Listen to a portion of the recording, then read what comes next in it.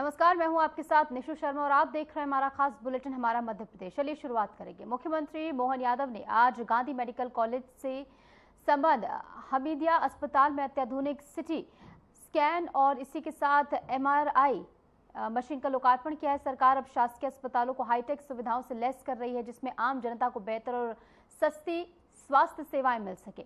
बता दें कि मुख्यमंत्री ने कहा कि प्रदेश में स्वास्थ्य क्षेत्र में तेजी से सुधार हो रहा है और तकनीक के माध्यम से जनता को समय पर जांच और इलाज उपलब्ध कराया जा रहा है। क्या कुछ कहा गया है, सुनिए। इस दौर में माननीय प्रधानमंत्री जी के नेतृत्व में जिस प्रकार से हेल्थ सुविधाएं बढ़ती जा रही, खास करके भोपाल जैसे संभाग केंद्र और राजधानी होने के कारण CT स्कैन और MRI की जो नई मशीन का लोकार्पण हुआ है, ये हम सब के लिए कष्ट के समय में एक तरह से जीवन दान के बराबर भी है और जिनकी जांच करना है उस नाते से भी अत्यंत आवश्यक भी है। सरकारी हॉस्पिटलों में उन्नत से उन्नत टेक्नोलॉजी की नई नई मशीनों के आधार पर हमारी सरकार लगातार इस दिशा में काम कर रही है और एक के बाद एक पूरे प्रदेश के अंदर सारी हेल्थ सुविधाएं सबको जुटाते हुए, जैसा कि आपकी जानकारी है कि आज प्रदेश में 40 से ज़्यादा मेडिकल कॉलेज हमारे अपने यहाँ प्रारंभ किए हैं। ये सरकार की हेल्थ के प्रति हमारी प्रतिबद्धता बताती। साथ ही साथ सभी प्रकार की सुविधा एयर एम्बुलेंस लगा करके अब तो राहगीर योजना में कोई रास्ते में एक्सीडेंट हो जाए और कोई बंधु घायल मिले तो उसको उठा करके हॉस्पिटल पहुंचाए।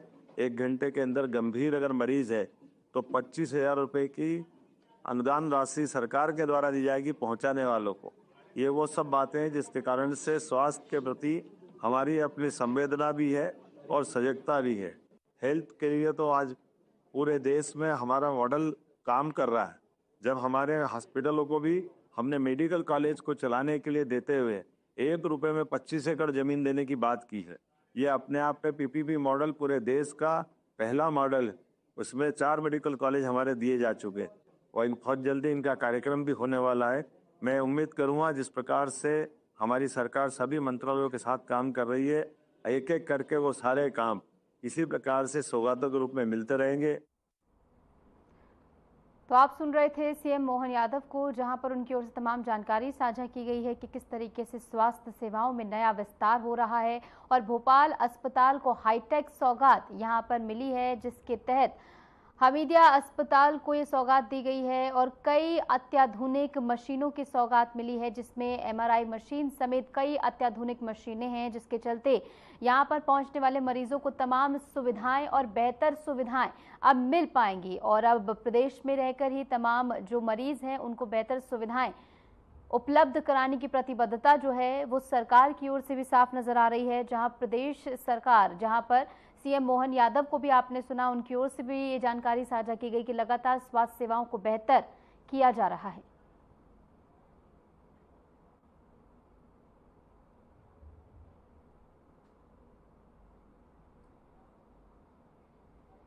मुख्यमंत्री मोहन यादव ने आज गुना जिले की चाचौड़ा विधानसभा के बीनागंज में आयोजित पार्वती काली सिंध चंबल नदी लिंक परियोजना आभार सभा को संबोधित किया। इस अवसर पर उन्होंने क्षेत्र को विकास की कई सौगातें दी हैं, जिनमें 2 प्रमुख योजनाएं शामिल हैं। मुख्यमंत्री ने इस सभा में 175.76 करोड़ लागत से निर्मित 604 विकास कार्यों का लोकार्पण और भूमि पूजन किया। इसके साथ ही उन्होंने 5,138 करोड़ लागत की कुंभराज वृद्ध सिंचाई परियोजना का लोकार्पण भी किया, जो इस क्षेत्र की कृषि और सिंचाई व्यवस्था में क्रांतिकारी परिवर्तन लाने वाली है। मुख्यमंत्री ने अपने संबोधन में कहा कि हमारा लक्ष्य है कि हर खेत तक पानी पहुंचाना है और क्या कुछ कहा गया, सुनिए। कहां 7 लाख हेक्टेयर का पानी का रकबा था और आज केवल 20 साल में 21वां तो लगाई है। हमारे पूर्व मुख्यमंत्री उमा भारती जी, बाबूलाल जी गौर, शिवराज सिंह जी चौहान और हमारे साथ मिलाकर आज 55 लाख हेक्टेयर तक सिंचाई हो रही है। 55 लाख हेक्टेयर तक। जब मैं यहां आया तो आने के समय क्या गुलाब, आपके यहां लगता है मजा आ गया है। क्या गुलाब की वर्षा हो रही है, ऐसा लगता है सावन में पानी नहीं बरस रहा है, गुलाब की पखड़ियां बरस रही है। जोरदार अभिनंदन करो और दोनों हाथ जोड़ के मैं आपको प्रणाम और धन्यवाद देता हूं। ये गुलाब पहले भी हो सकता था। ये गुलाब के नाम से पूरा हमारा गुना का पूरा बेल्ट अगर बदला है तो केवल खेतों में किसान को बिजली और पानी की सिंचाई की सुविधा, मेहनत तो किसान कर ही लेता है। मेहनत का तो आनंद ऐसा है, आज पूरे देश में, अब तो देश तो क्या दुनिया में पहुंचाते धनिया आप। कोई चमेली की खुशबू लेगा, कोई गुलाब की खुशबू लेगा, लेकिन धनिया भी खुशबू वाला होता है, तो आप ही जानते हो। आपको बधाई देना चाहता हूं, क्या जोरदार धनिया उगाते हो। मेरे को एक प्रकार का धनिया हमने देखा था, वहां स्टॉल पे गया, ये दूसरे प्रकार का, ये तीसरे प्रकार का, ये चौथे प्रकार का। अरे ये तो क्वालिटी इतनी बढ़िया है, क्या धनिया उगाते हो। मैं सभी मेहनत कर किसानों को बधाई देना चाहता हूं। जहां जहां भगवान कृष्ण के चरण पड़े, मध्य प्रदेश में, चाहे वो उज्जैन का सांदीपनी आश्रम हो या गरीब अमीर की दोस्ती का स्थान, भगवान कृष्ण और सुदामा ने जो रात गुजारी, वो नारायण नामक धाम, एक एक स्थान पर हम तीर्थ बनाने वाले भगवान कृष्ण के। बोलो गोपाल कृष्ण भगवान की। हम जब ये बात कहते हैं तो कांग्रेस के मित्र कहते धर्म की बात क्यों करते हो। अब कोई इनसे पूछे, अरे धर्म की नहीं करे तो क्या अधर्म की करे, अधर्म की करना चाहिए क्या। इनको तो शर्म आती है, ये तो कभी भगवान का जयकारा लगाते नहीं है। वर्षों तक भगवान राम के मंदिर में अड़ंगे लगाते रहिए कि नहीं लगाते रहिए, लेकिन धूमधाम से जब सुप्रीम कोर्ट ने फैसला कर दिया और 56 इंच के सीने वाले ने जाकर सुप्रीम कोर्ट के निर्णय के बाद वहां अयोध्या, जहां मां सरयू का किनारा हो, भगवान राम मुस्कुरा रहा है, जब वहां जाकर धाम मुस्कुराने लगा तो अब ये कहने लगे कांग्रेसी, राम तो हमारे भी थे, हम भी राम की जय बोलते। हाँ, अब तो बोलोगे, तुम्हारी तो राम राम हो ही गई है, अब तुम पीछे पीछे आओगे। अरे कोई बात नहीं, तुम्हारा मन अभी भी अच्छा हो तो आ जाओ सामने। अभी गोपाल कृष्ण बुला रहे हैं, मथुरा के अंदर जमुना जी का कृष्ण कन्हैया, सबकी आंखों का तारा। आओ मैदान में, कहो डंके की चोट कि हाँ गोपाल कृष्ण के लिए हम तैयार हैं। बोले कांग्रेस डंके की चोट, अभी भी नहीं बोलेंगे। जब कोर्ट हो जाएगी बाकी सब निपट जाएगा, फिर आएंगे हम तो तुम्हारे साथ थे। अरे बाबा, देश आजाद हो गया 47 में, लेकिन भगवान राम का धाम मुस्कुराने के लिए सालों तक अगर परेशानी किसी ने खड़ी करी तो कांग्रेस ने खड़ी करी। मैं बड़े दुर्भाग्य के साथ कहना पड़ रहा है, किसी को नीचा दिखाने की बात नहीं, लेकिन 10 साल तक इस गुना जिले से कोई मुख्यमंत्री रहे, कितना साल होता है, 10 साल। और ये नर्मदा वैली की, हमारी नर्मदा घाटी की, जिसके माध्यम से पूरा मालवा और निमाड़, मैं आंकड़े के साथ बताना चाह रहा हूं, कहां 1947 में देश आजाद हो गया, पहले मध्य भारत, फिर मध्य प्रदेश 56 से बना हुआ, वो लगभग 2-4 साल छोड़ दो तो 2002-03 तक कांग्रेस की ही सरकार रही है। लेकिन ये हमारे मेहनत कर किसान, ये सूरज से आंख मिला करके पसीना पानी की तरह बहाना तो जानते हैं, लेकिन पानी के अभाव में पीढ़ियां बर्बाद हुई, ये पाप किसी के माथे तो कांग्रेस के माथे, ये मैं बोलना चाहूंगा। 55 साल में केवल 7 लाख हेक्टेयर सिंचाई, कहने के लिए वो भी कहते मैं किसान का बेटा हूं, हमारी भी खेती बाड़ी है, लेकिन 55 साल तक पानी को तरसाने के लिए अगर कोई जवाबदार है तो कांग्रेस पार्टी और उनके नेता जवाबदार है।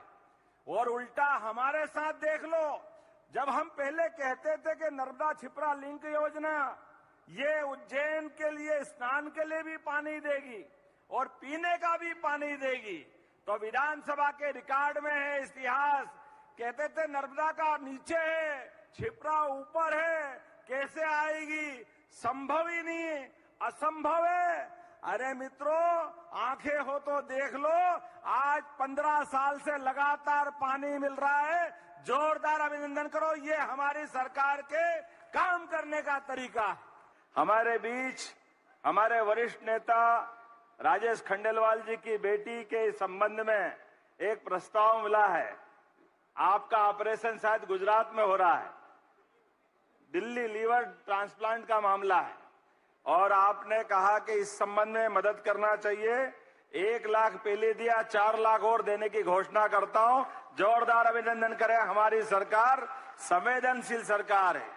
एक ममता विश्वकर्मा पेची गांव की, पेची तहसील की, इसका भी परेशान था, पति का निधन हो गया, घर में कष्ट है, चलाने के लिए तकलीफ है। सावन का महीना, बहन अगर कुछ पैसा मांगे तो भाई के पास कोई तकलीफ कैसे होना चाहिए। 1 लाख रुपया इनको देने की भी यहीं से घोषणा करता हूं। हमारे लिए गौशाला का आया, गौशाला में श्री नंद गो सेवा समिति द्वारा बीनागंज, यही का है बीनागंज, स्थानीय है ना बीनागंज, आपने 12 लाख रुपए मांगे हैं, मैं 12 लाख देने की घोषणा करता हूं अपने इस स्थान के लिए।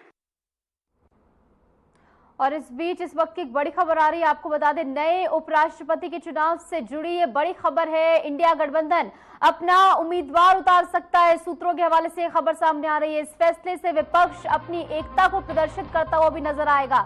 दोनों सदनों में सांसदों की संख्या कुल 782 है। विजय होने के लिए उम्मीदवार को 392 वोट चाहिए होंगे और एनडीए गठबंधन के पास साफ बहुमत यहां पर है। 542 का बहुमत का आंकड़ा एनडीए के पास है, जबकि इंडिया गठबंधन के पास जो पूरा आंकड़ा चाहिए होता है जीतने के लिए उससे काफी कम, यानी कि 234 सांसद हैं। ऐसे में ये बात तय है कि एनडीए से ही निकलकर अगला उपराष्ट्रपति आएगा।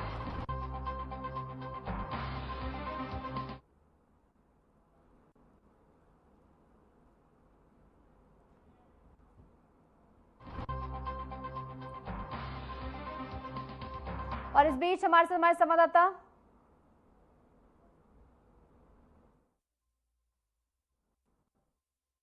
गठबंधन अपना उम्मीदवार उतार सकता है, इस बारे में जानकारी निकलकर सामने आई है। और इंडिया गठबंधन के पास हालांकि आंकड़ा जो है वो कम है, 234।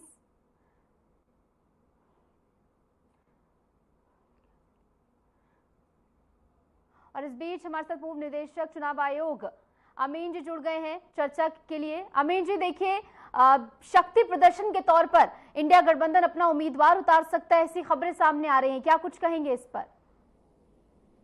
देखिए, जहां तक सवाल है उपराष्ट्रपति का रिजाइन देने का, उसके बाद जो है जो एक्सेप्ट किया है और गृह मंत्रालय ने सूचना दी है इलेक्शन चुनाव आयोग को, तो चुनाव आयोग जो है 30 डेज में इनका चुनाव का सिस्टम तय कर लेगा, जिसमें कि बोथ द हाउसेस में जो इनके पार्लियामेंट के मेंबर हैं वो दोनों ही हाउस के देंगे, जैसे राज्यसभा वाले भी और लोकसभा वाले जो बैलेट अपना यूज करेंगे। और ये इसमें जो वोटिंग का सिस्टम है वो प्रेफर्ड वोटिंग है, इसमें 1 2 3 4 करके देंगे। अभी देखना होगा कि ये रूलिंग पार्टी का जो है वो कैंडिडेट, मैं समझता हूँ कि जो मेजोरिटी शो कर रही है उसमें रूलिंग पार्टी का ही, बीजेपी का ही उपराष्ट्रपति बनेगा, जैसे पहले भी बना हुआ था। और मैं नहीं समझता हूँ कि अपोजिशन के पास जितने नंबर ऑफ वोट्स हैं दोनों हाउसेज मिला के कि वो उपराष्ट्रपति का चुनाव में कोई सफलता प्राप्त कर सके। बिल्कुल, ये बात तो तय है कि एनडीए से निकलकर ही अगला उपराष्ट्रपति तय होगा, लेकिन हमने देखा है कि क्रॉस वोटिंग हमेशा होती है, तो यहाँ पर क्या मान सकते हैं कि इंडिया गठबंधन में यहाँ पर क्रॉस वोटिंग करवा ले कहीं? नहीं, ऐसा कुछ नहीं है, लेकिन मैं आपको बता रहा हूँ कि इनकी मजबूत स्थिति है, इसीलिए इनके उपराष्ट्रपति ने रिजाइन किया। रिजाइन करने के बाद में 20 सेशन चलते, और ये मैं समझता हूँ कि 3 हफ्ते के अंदर ही ये चुनाव हो जाएगा और ये प्रक्रिया जो है चुनाव आयोग शुरू कर देगा। इसमें एक्चुअली रिटर्निंग अफसर होता है और असिस्टेंट रिटर्निंग अफसर, तो ये देखा जाएगा पिछली बार कौन सा इनका रिटर्निंग अफसर था, लोकसभा का था, राज्यसभा का था। अगर राज्यसभा का होगा तो लोकसभा का होगा, तो लोकसभा का होगा तो राज्यसभा का रिटर्निंग अफसर होगा, जो सेक्रेटरी जनरल होता है, वो यहाँ पर इनका सारा इलेक्शन देखेगा और 30 दिन के अंदर पूरा हो जाएगा। और इसमें जो वोट डाले जाएंगे वो लोकसभा के एमपी होंगे और राज्यसभा के एमपी होंगे, ये दोनों ही मिलाकर ही उपराष्ट्रपति का चुनाव होता है। लेकिन जहां तक देखा जा रहा है इसमें 20 एमपी जो इनके प्रपोजर होंगे और 20 एमपी इनके सेकेंडर होंगे। अब ये देखना होगा कि ये कितने वोट जुटा पाती है पोजीशन। मुझे नहीं लगता है जो स्थिति है और नंबर ऑफ गेम है इनके, हो सकता है राज्यसभा में तो दिखता है, लेकिन लोकसभा में तो बिल्कुल ही इनको बढ़त नहीं है कहीं पर भी। तो इसलिए, और यहाँ राज्यसभा में भी इनकी अपोजिशन की कोई स्थिति ठीक नहीं है। देखा जाएगा तो हो सकता है कि जो गठबंधन है, उस गठबंधन से लोग टूट कर बीजेपी में जाएं और क्रॉस वोटिंग करेंगे बीजेपी के लिए। तो बीजेपी की बढ़त होनी है इस मामले में, मैं आपको बता रहा हूँ। यानी जो आंकड़ा आप इंडिया गठबंधन के पास बता रहे हैं वो बढ़ने की बजाय घट भी सकता है, आप ये कह रहे हैं? हाँ, ये जो एनडीए है अलायंस, तो ये जो एनडीए है, एनडीए रूलिंग पार्टी के साथ है, और ये हो सकता है कि दूसरे ग्रुप के लोगों को तोड़ दें और उनके जो है प्रेफरेंस इनको मिल जाए। लेकिन हाँ, पोजीशन के पास ऐसी क्षमता नहीं है कि वो एनडीए के घटक दलों को तोड़ पाए। बिल्कुल, ये बात हमने कई सारे चुनावों में देखी भी है। और इसी के साथ साथ बात की जाए पूरी प्रोसेस की, तो क्या लग रहा है कब ये प्रोसेस शुरू होगा, और ऐसे में क्या कुछ पूरी प्रक्रिया अगर आप सरलीकृत तरीके से समझा पाए? मैंने देखिए बताया ना कि जब ये शुरू होता है, तो जब इस्तीफा दिया तो उसके बाद गृह मंत्रालय उसका नोटिफिकेशन करता है, वो नोटिफिकेशन जाता है चुनाव आयोग को। तब चुनाव आयोग उसको फिर अपना तैयारी करता है, तैयारी करके जो अपना नोटिफिकेशन देता है उस हिसाब से यहाँ पर चुनाव की प्रक्रिया होती है। इसमें जो है, जो चुनाव अधिकारी बनाया जाता है वो या तो राज्यसभा का सेक्रेटरी जनरल होगा या लोकसभा का, ये देखना होगा।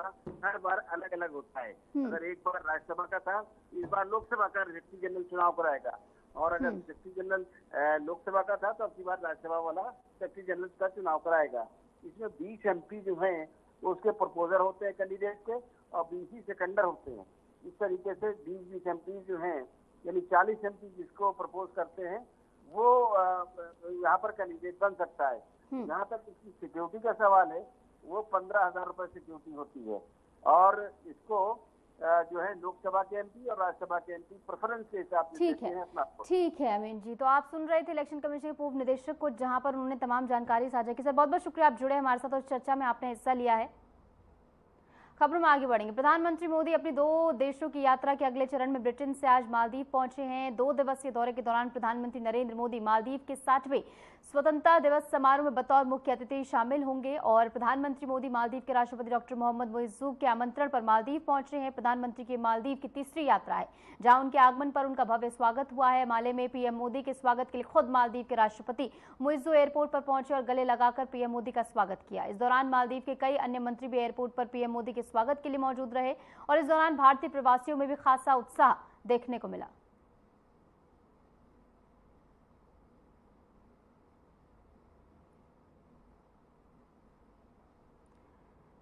प्रधानमंत्री नरेंद्र मोदी की मालदीव यात्रा के दौरान माले स्थित रिपब्लिक स्क्वायर में उनका भव्य स्वागत किया गया। इस दौरान मालदीव के राष्ट्रपति मोहम्मद मुइज़्ज़ू ने भारतीय प्रतिनिधिमंडल से मुलाकात की। विदेश मंत्री doctor S Jaishankar, NSA Ajit Doval और विदेश सचिव विक्रम मिस्री सहित भारतीय प्रतिनिधिमंडल इस दौरान मौजूद रहा, जिसके बाद प्रधानमंत्री मोदी और मालदीव के राष्ट्रपति मोहम्मद मुइज़्ज़ू ने माले में एक बैठक भी की है, जिसमें कई महत्वपूर्ण मुद्दों पर बातचीत हुई है।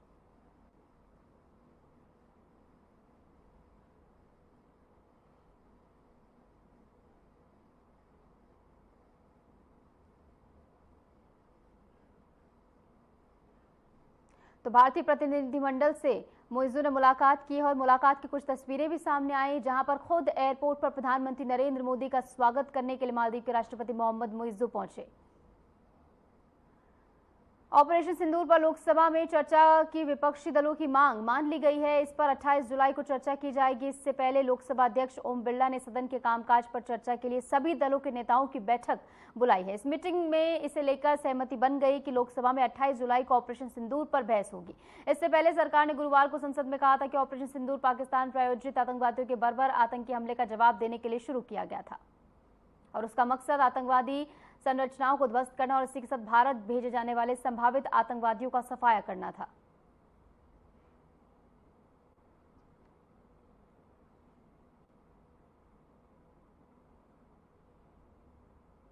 हरियाणा के मुख्यमंत्री नायब सिंह सैनी आज दिल्ली दौरे पर हैं, जहां उन्होंने केंद्रीय गृह मंत्री अमित शाह से मुलाकात की। इस अहम बैठक में राज्य से जुड़े कई मुद्दों पर चर्चा हुई है। सीएम सैनी ने साफ किया कि हरियाणा सरकार तीनों नए आपराधिक कानूनों को लागू करने के लिए पूरी तरह तैयार है, और इसी के साथ सीईटी परीक्षा को लेकर भी राज्य पूरी तरह तैयार है। इस बारे में जानकारी साझा की गई है, क्या कहा गया है, सुनिए। आदरणीय अमित शाह जी से मिलना हुआ है। जो 3 क्रिमिनल लॉज हैं हमने हरियाणा ने उसकी पूरी तैयारी कर ली है। माननीय अमित शाह जी को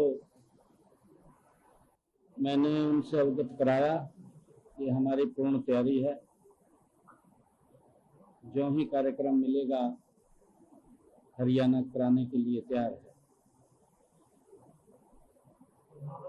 और भी कई विषयों पर हरियाणा को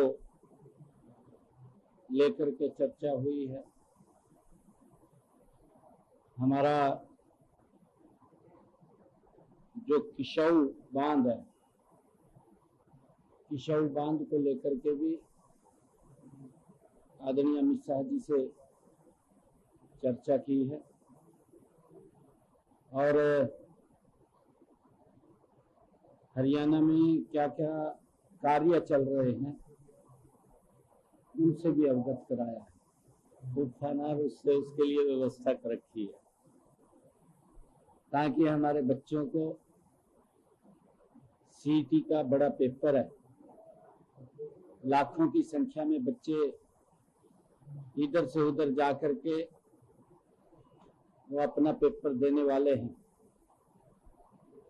हमने बच्चों को कोई पेपर देने में दिक्कत या जुम्मस न आए, उसके लिए हमारी पूर्ण तैयारी है। 26 और 27 तारीख को बच्चे सीईटी का पेपर देंगे और हमने व्यवस्थाएं पूरी दुरुस्त कर ली है।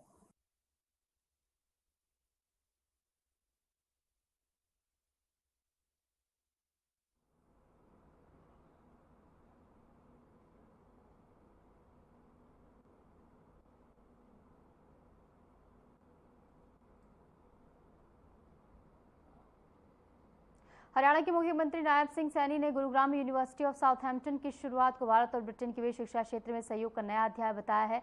उन्होंने इस अवसर पर सोशल मीडिया प्लेटफॉर्म एक्स पर पोस्ट करते हुए लिखा कि गुरुग्राम में यूनिवर्सिटी ऑफ साउथहैम्पटन की शुरुआत के साथ इंडिया और यूके के बीच शिक्षा के क्षेत्र में नया चैप्टर लिखा जा रहा है। मुख्यमंत्री सैनी ने प्रधानमंत्री नरेंद्र मोदी को टैग करके उनकी सराहना भी की है।